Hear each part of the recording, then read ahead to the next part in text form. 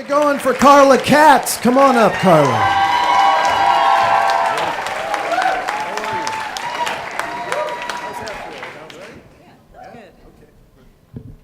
So how do you ask for a kidney? I mean, do you just walk up to a stranger and say, you've got two of those beautiful things in your midsection right there. Can you spare one? I found out I had polycystic kidney disease, PKD, by accident when I slipped and fell in a pizza place about 20 years ago. And an MRI showed that my back was fine, but I had a life-threatening, incurable genetic disease where cysts form on both of your kidneys until they eventually fail. That was one good news, bad news doctor call, let me tell you that.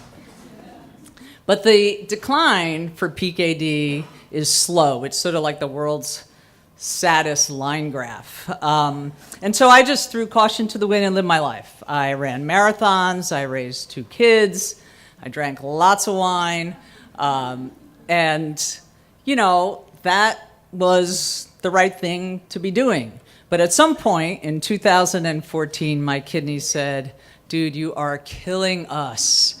And they just suddenly shut down. And I was in complete kidney failure and needed a transplant stat. The problem is the average wait on the kidney transplant list is about 5 years, and 22 people die every day waiting on the list. So my best option for surviving was to find a living donor. But my brother had had a transplant. He also has PKD 5 years before, and we had completely exhausted the list of potential family donors. And so I was down to good friends and dead people.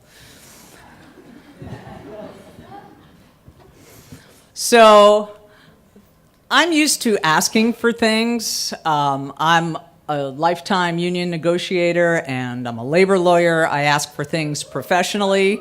But this was a big fucking ask. And I didn't know what to do, so I did what anyone would do, and I Googled, how do you ask someone for a kidney? And when I Googled the words, how do you ask someone, Google came up with, for money, if they are gay, or for weed.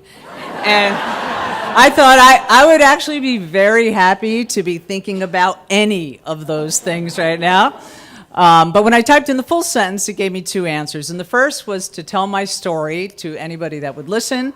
And the second was to write a letter and express your close proximity to death and hope someone would be moved to save your life.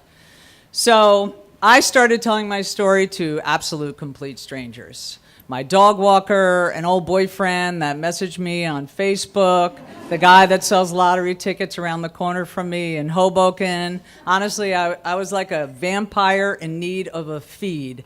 And all I could see were people around me with 2 healthy kidneys, and they really only needed 1. And then my friend Tom helped me write the letter, and my letter said something like, Dear blank, despite my efforts to live an active and healthy life, PKD has caused me to progress to kidney failure, and if I don't find a donation, death. Well, there's no way I could send that letter. That was too big of an ask. But despite that, the angels started to appear. My friend Janine, who I met in law school and who I bonded with over the fact that she liked my hair and I liked her English accent, called and told me that she had already called the living donor unit. And then my friend Peter and his husband Chris, my friend Eileen, Dennis, and all 14 amazing and insane people got tested. And remarkably, 3 people matched. And Janine was ranked number 1. And she's one of those extraordinary altruistic humans, and yet I was still afraid every day that she would come to her right mind and back out. But backing out never crossed her mind. And the week before our joint surgery in January of 2015, Janine called me and she said, is it really weird that I'm excited about this? And I said, yes, it is. And this past April, I ran the Rutgers Half Marathon, and Janine wanted to jump in for the last half mile so we could run together over the finish line, and security stopped her and she yelled, no, wait, she has my kidney and I need to run with it. And the cop was like, I don't know, just go. And my kidney twin and I ran over the finish line, 2 bodies, 2 kidneys, but forever bonded by flesh and blood. Thank you.